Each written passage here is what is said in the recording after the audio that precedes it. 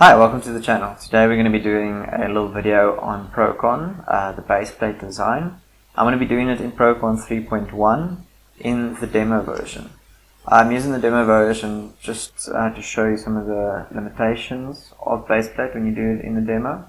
There aren't many. You can probably do most of your base plate design besides one or two important features. I'm also just doing this because a lot of students do not have access to a full program, so this is just to give you guys an example.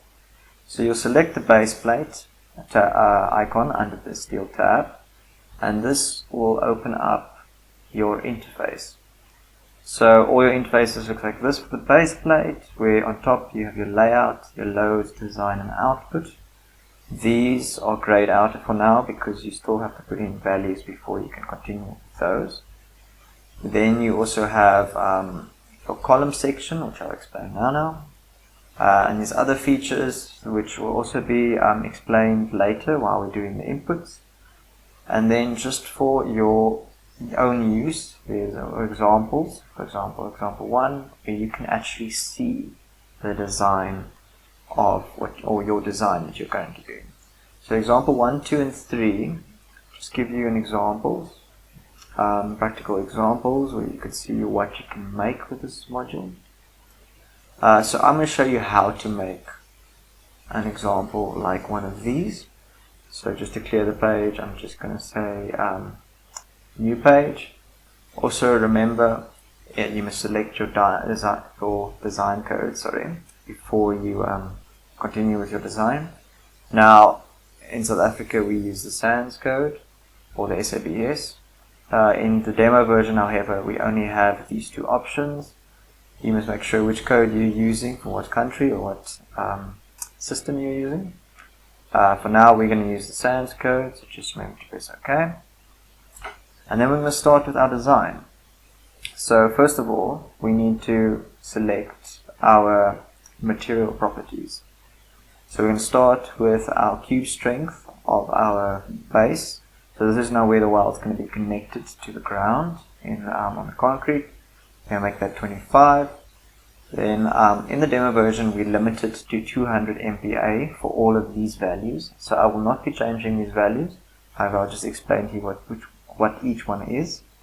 So Fy for your base plate is your yield strength of the steel of the base plate, and this is your ultimate strength of the steel for your base plate. For your column, we have our yield strength and ultimate strength as well for the steel used in the column. And then we also have the strength of our weld. And then the bolts grade we can choose as well. So let's maybe change that to 6.8. So you can see there's a convenient drop down list to change the bolt grade. So these properties just explain what materials properties are. So when we go further into the design, all the things we change, all the shapes we change, those are the properties of the material. Alright, now the next thing, and one of the most important things, is to select the section of our column. You can do that either by selecting this button, or you can select the column option on top here. So I'm going to click on that. Now you can see default to circle, probably because I used example 3 now. But let's change this to, for example, an I section. So you have all these different shapes that you can use. The grayed out ones are column sections or sections that can be used in other parts of Prokon. However, they are grayed out in this module, so we cannot use them. So I'm going to select an I section, and let's select its dimensions to be 305, 165, 40. So that'll be our dimensions for our I section, and this is what our column section will be. So when I press OK, you'll see suddenly the whole design will appear on the viewer. Now you can see there's a round shape, what the column is standing on, the base plate. That is because I used example 3 now. So I'll show you how to change it now. But you should probably have a square shape when you start your design, if you have not selected one of these examples. So they just influence the defaults here, but you should probably have a rectangular shape. Alright, so now we've selected our section. So this section, this I section, is where the column is connecting to the base plate, which connects it to the floor. Next thing we have to do is actually design our base plate's geometry. So the way we do that is we'll select geometry, and then we can select between two shapes. So we have the rectangular or the square shape, and we have our circular shape, which is currently being used. So in the square shape, you can change your breadth and height. Let's say if I make this 500, 550 maybe, then you can see I've made the height longer. In the breadth, we can change to 200, then we can make that quite narrow. So this is not a good idea for a base plate, but just to show you how we can change the dimensions. So that's the manual or just an automatic way of doing it. You'll see these coordinates or these numbers at the bottom are automatically updated when you change these values. These allow you to customize your shape. I'm not going to go into that in detail in this video, but this is how you can do some more detail on how your base plate should be shaped. Alright, then your X and Y axis is the X and Y axis for the column in the shape. So if I selected this and I say made it -20, then you'll see that my column has shifted in the X axis by 20 units, or 20 millimeters in this case. You can change your units in the top depending on which system you use. And then your Y-axis, you can also change. Let's maybe make that 50. Then you'll see that it went down by 50. So it's important to know that negative goes to the right, positive goes to the left when it comes to the X-axis. For the Y-axis, 50 goes down. Oh, not 50, sorry, positive goes down and negative goes up. If I had to change this, say make it -50, you'll see it'll go up. Alright. Then for the circular shape, we can do the same. We can change the radius. Let's make this radius, say something like 300.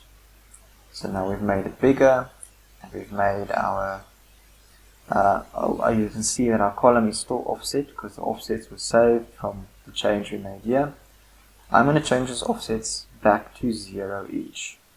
So 0 for the X-axis and 0 for the Y to put it back in the middle. Alright, so we've changed the radius. We can also change our points. So these are the amounts of points around the circle. So if I had to change this to 10, you'll see there are 10 corners or points around our circle. I change this to 5, you see it will be even less. You see there are now 5 points. However, let's maybe change this back. Or let's make it 50. So we have quite a few points. So it's a nice round shape. Alright, so that's how we change the geometry of our base plate. Once you've done that, you put the column in where you want it. Put it at an offset. You can do that with this input table. And once you've done all of that, you can press OK. Then you'll see that our column will update itself, or the diagram will update itself. As you can see, I've been using the examples defaults, so our bolts are now longer than they should be. But we'll change that now. Then you can change the thickness of your base plate. Let's make it a little bit thinner. Let's make it 50 millimeters. You can see now that the thickness is a little bit thinner. Alright, then our concrete support. We can select this. You can change the shape as well, the same as we did with the base plate. I'm going to make this one square. And you see it's a little small for the base plate, so I'm going to make it maybe 600 by 600.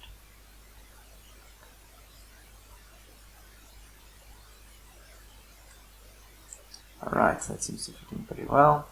You maybe want it to be a bit wider, but that's just to demonstrate that you can change the shape.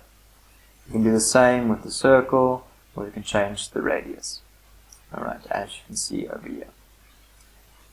So I'm going to keep it at the, I think I'm going to keep it at the circle. That looks like quite a nice design. Now the same with the geometry, you can change the offset of your base plate. So you can make the base plate 100 millimeters, so it should go to the left. So now you can see our whole base plate is shifted, so to the right, and our concrete is now more to the right side, with the beam still being in the middle, unless we changed that in our previous prompt.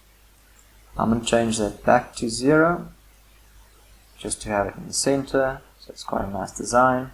And once again, these are your more advanced customization. If you want specific shape or detailed shape, then you can change it over here. Alright, so now we have designed. Okay, we use your shift and your middle mouse button to rotate around the design. You can now see that we've designed where our column should be, our base plate, and our concrete under the base plate. Alright, now the next point we'll have to do is we have to calculate. We can add stiffness if we want. At the moment there are no stiffness. Now you have various choices for stiffness by selecting these different options. This shows you the shape of the stiffener, while this shows you the layout from the top view. So I'm going to select our fourth option for stiffness. You can change these parameters over here. Change the top chamfer.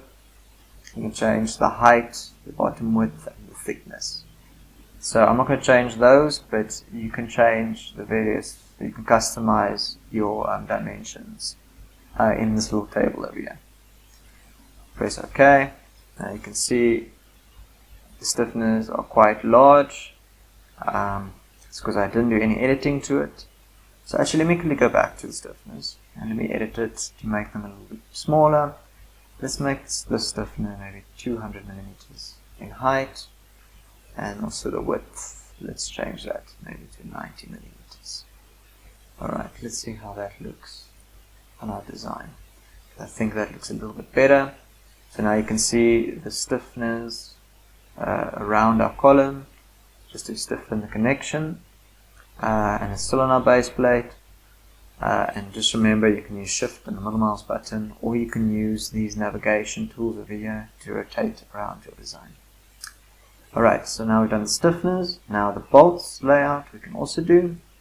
So by default, because of our example 3, we had the bolts in a circular shape. However, I would prefer them to be in a rectangular shape. Now what we can do is we can say number of bolts.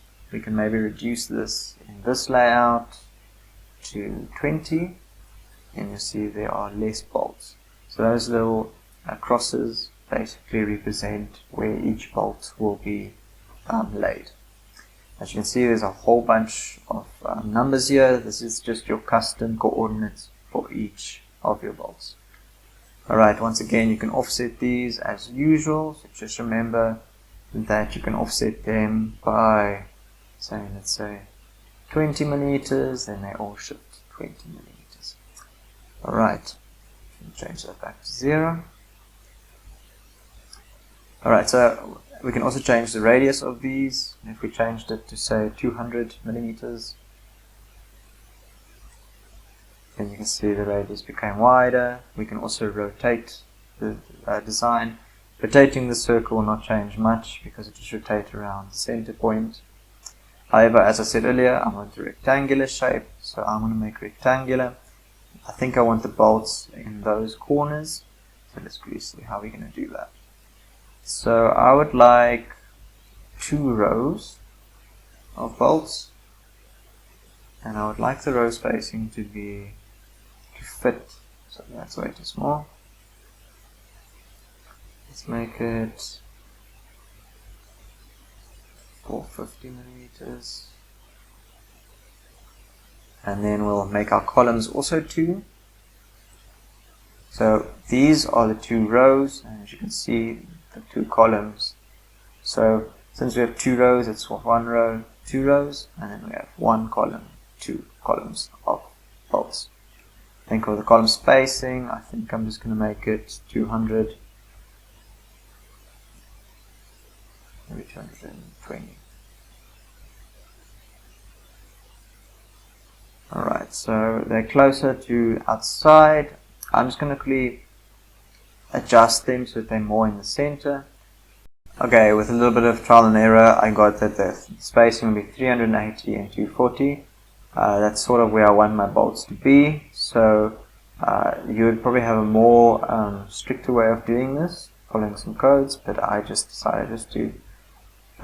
give you guys an idea, I wanted to put my bolts in those corners.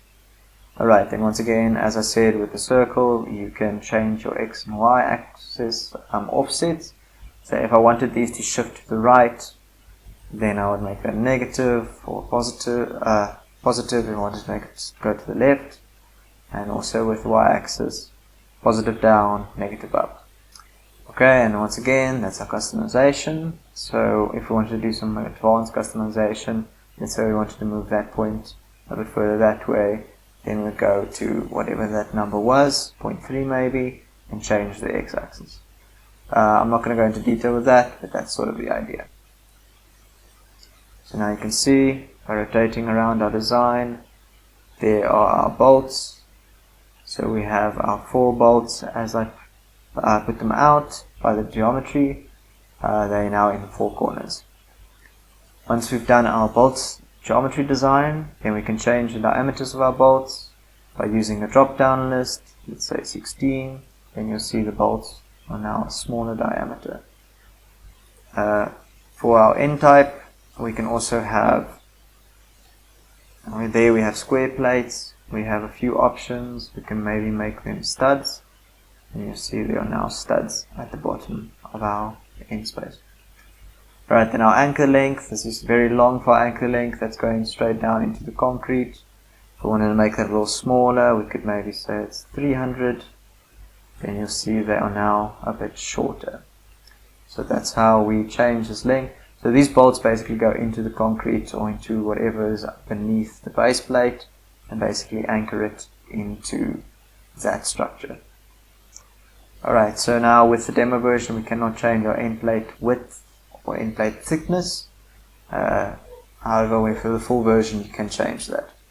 And then you can allow for compression or not. Let's say I'll allow for compression. So you see the design will slightly change to adapt to compression. And then you can elevate base plate or not. You can elevate it from the design or not elevate it. I'll just select it to elevate it. And then weld size, we can maybe make our weld size 8 millimeters. And you'll see that light blue color. That is our base plate, or base plate's welding. We made it a bit smaller now, so it's a smaller thickness weld. Alright, so this is now just how we lay out the base plate design. We will now be able to analyze this, but before we can analyze this, we have to first add a few loads. So we can now have different load cases. So let's say I'm going to make 2 load cases. Alright, so 1 and 2. Now load cases are basically different scenarios of how you apply the loads to the structure. So we can start with the first one where we have a point load acting in the y-axis. So let's make that 50 kilonewtons. Then you'll see it shows now. Not very clear. You see that we're supposed to have 50 kilonewtons now acting on the base plate. And we can also have, there we go. You see now there's 50 kilonewtons acting down in the y-axis direction on the base plate. We can also have torsion acting on that axis by applying torsion over here. Let's make 20 kilonewtons per kilonewton meters of torsion. And if you see, of this. Sorry, the reason it's not showing is because I keep entering and going into my second case scenario. So my second case scenario, there's nothing showing. However, in my first case scenario, you'll be able to see the points. So now we have our 50 kilonewton acting downwards and our torsion acting around the y-axis. We can have the same loads and torsions acting around each of the axes. So let's say 60 kilonewton and 50 kilonewton, and you can see in our x-axis we have torsion acting anti-clockwise and towards the base plate in that axis. You can also have it with our z-axis. Let's make this again 50 and 50. We can maybe make a load factor of 1.2 just for an example. So now in our first load case, you can see we have a force and a moment or torsion acting at each of our points or each of our axes. Alright, so for load case scenario 2, just to give you an example, we'll have 20 kilonewtons acting on top of our column. So now you can see you can vary the load types or load cases, scenarios on this base plate design. So that's how you would change it to see the different scenarios. Alright, so now that we've added loads, we can go to design. In design, we can say we can start our analysis. For more detailed information, you can do some more detailed changes to our design over here. But we can start the analysis. You'll see since we're in demo mode, it will say we can only use 200 MPa for FY and FE. Press OK.